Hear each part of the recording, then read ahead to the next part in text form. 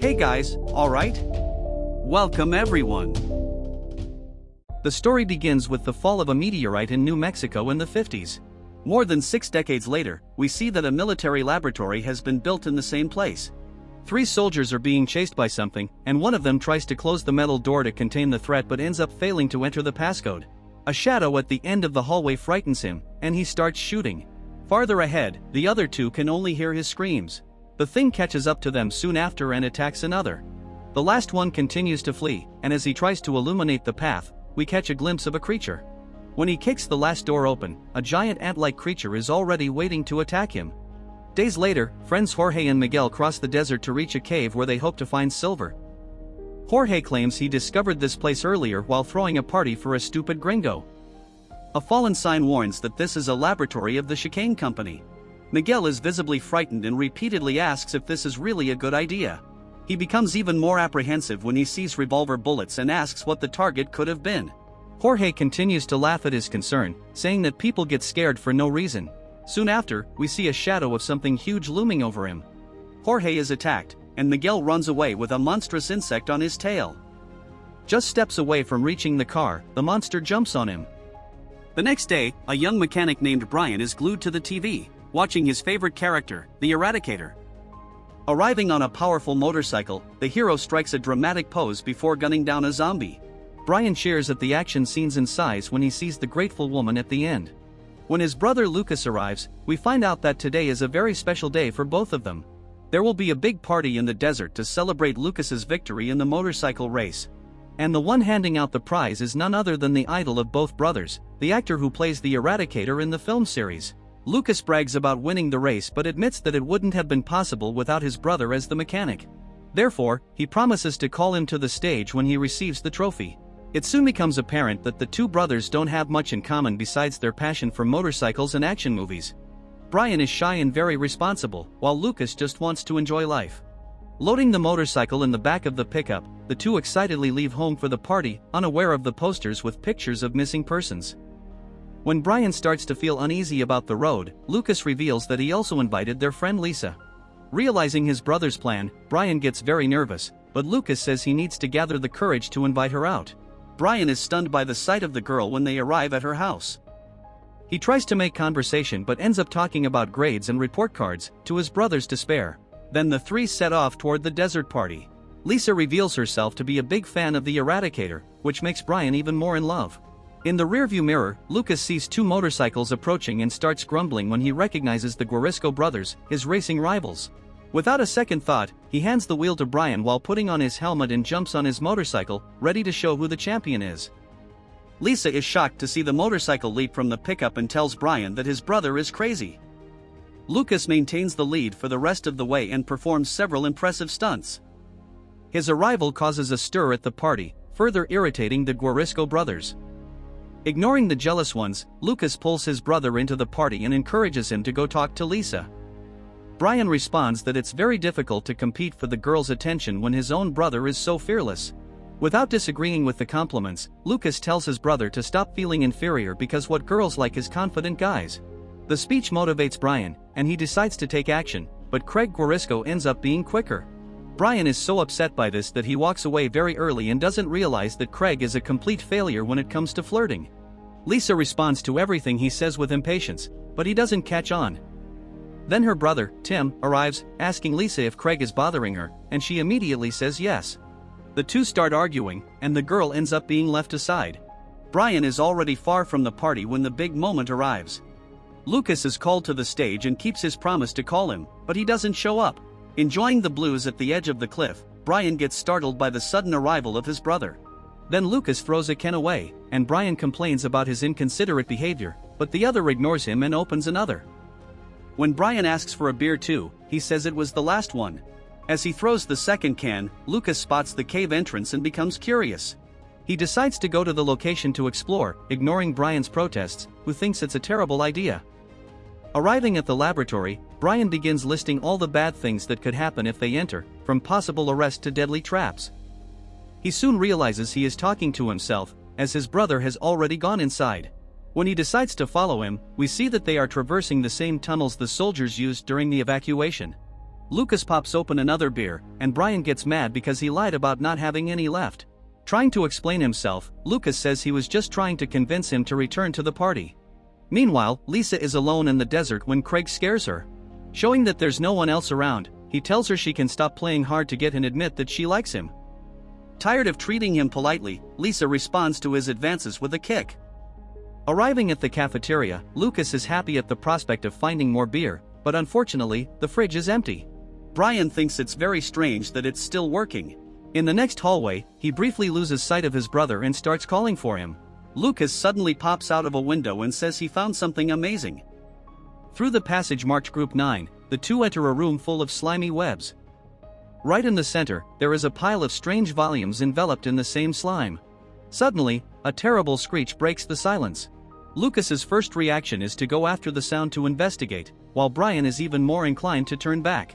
In the hallway, they notice a shadow moving away, and Lucas insists on following it until he sees bloodstains on the tiles. He suddenly agrees with his brother, deciding it's better to get out of there as soon as possible. Returning the way they came, they pass the cafeteria again, but now it is no longer empty. They take a few seconds to process the horror of what they are seeing. The creature is a mix of spider and ant and is larger than the sofa. With a scream of terror, they both rush back into the hallway and shut the door. Disgusted with the thing, Lucas says he hates ants and starts crawling away. The brothers whisper to each other, having seen the creature come to the door when they screamed. But then Lucas's phone begins to ring loudly. It's Lisa calling, still searching for them in the desert. Lucas tries to explain what happened without speaking too loudly, but this only confuses her. The phone's battery dies before he finishes explaining the way to the laboratory. Trying to find something to defend themselves with, they knock a tray over, and with a bang, the ant quickly arrives, beginning to search the area while they hide behind the counter. Complaining about the stress of the situation, Lucas pulls out another beer he was hiding and opens the can before Brian can stop him. The ant hears the noise and heads straight for them. Running into the cafeteria, they both slip on the floor, and the ant passes right above them. As it begins to approach Lucas, Brian distracts it and tries to repeat the trick. The ant passes over again, and he hits the button to close the door, but its leg gets caught. Lucas tries to help him in the most stupid way possible, throwing very light objects. He also makes a point of finishing the beer before tossing the can. Seeing that none of this is working, he throws himself to the ground and grabs his brother, which doesn't help at all either. Now they are both being pulled through the door, and this would surely be the end if it weren't for Lisa. She arrives with a sledgehammer and hits the ant until she kills it.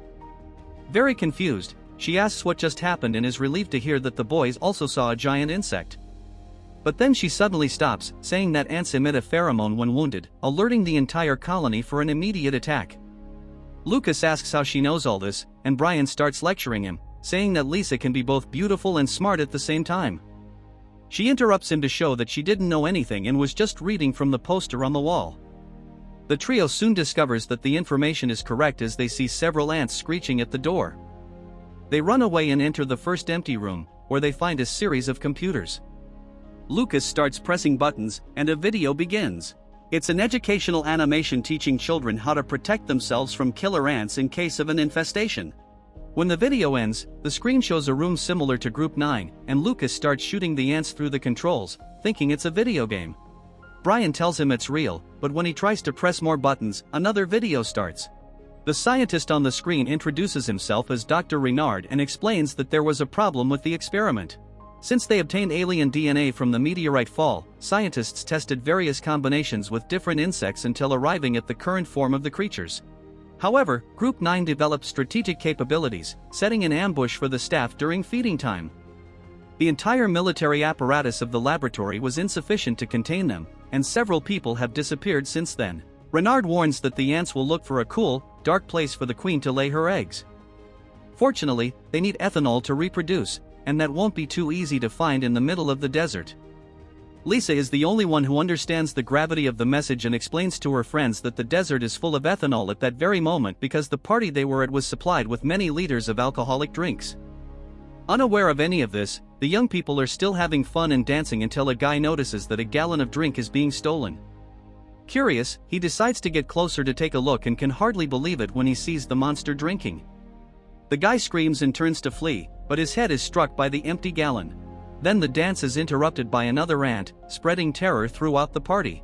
A woman is hit directly by the acidic slime, and everyone is shocked by her corroded face. People try to run to their cars, but the ants are faster, and there are dozens of them descending into the valley, and soon the attack begins. Not even the speedy Guarisco brothers can escape, as the ants chase them down the road and attack Tim. When Brian, Lucas, and Lisa return to the party location, there is no one left. Deciding to alert the authorities, the three get in the car, but the vehicle is attacked by one of the ants, and they are forced to flee on a motorcycle. Arriving at a fork in the road, the brothers split up, and Brian heads toward a cliff. He tells Lisa to hold on, planning an incredible leap to the other side, but she does the exact opposite and knocks the motorcycle over, preventing the insanity. Shocked by her action, he asks if she would have acted differently if the rider were Lucas. Then Lisa loses her patience and confesses that she likes Brian and always preferred him precisely because he doesn't usually do that kind of nonsense. Brian is on cloud 9 upon hearing this but takes too long to regain his composure. When he looks back, he sees Lisa being dragged by an ant. Lucas arrives soon after and says they need to seek help, but Brian refuses to leave Lisa behind. He knows a place nearby with several dark and cold caves. According to what Renard said, the ants must be heading there. Reluctantly, Lucas agrees to go with him. It doesn't take long before they pass the entrance to one of the tunnels, and Brian asks his brother to stop. Lucas isn't very confident but follows his brother into the tunnel. After a long walk, they arrive at the ant's nest and find several people hanging in the slimy web. In the center, the web also covers several eggs that emit a greenish glow. Then Brian realizes that the ants are keeping these victims to feed their offspring. Upon seeing Lisa, he rushes to free her from the wall, but the rescue is interrupted by a high-pitched screech. The brothers are even more surprised by the sound of gunfire that follows. After taking out the ant, Dr. Renard steps from the shadows, saying they need to get out of there before the others arrive. Lisa is still unconscious, and Renard says it's impossible to remove her without special tools. Brian promises Lisa he will return to get her and then follows the scientist along with Lucas. Exiting the cave, Renard says automatic weapons have been set up in the desert to contain the creatures in a case like this. He gives Brian a map to avoid those areas because the robotic weapons can't differentiate between monsters and humans. Still confused, Brian asks how he plans to command battles if he obviously can't control the ants. A bit offended, Renard explains that his project was never military, and no one intended to use the ants as weapons. The goal was to produce the web, as the material is so strong that it could be used in bulletproof vests. He tells the boys there is another laboratory in Bradley, where they will find special weapons to stop the ants. According to him, the eggs will begin to hatch in 30 minutes. He also expresses hope that Group 10 will be perfect, and then Lucas starts yelling at him, shocked that he still wants to continue the experiment. Renard begins justifying the need for individual sacrifices in the name of scientific advancement. Just then, the Queen Ant appears, a creature larger than any they have seen so far, and she grants Renard the honor of sacrificing himself for science.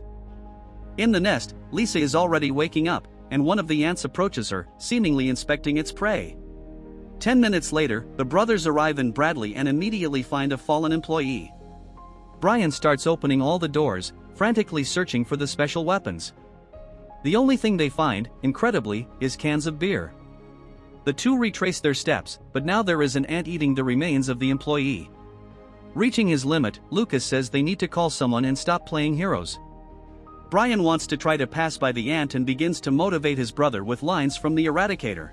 Lucas eventually agrees, on the condition that he has a beer first. Brian says he wants one too, remembering that he hasn't had any so far.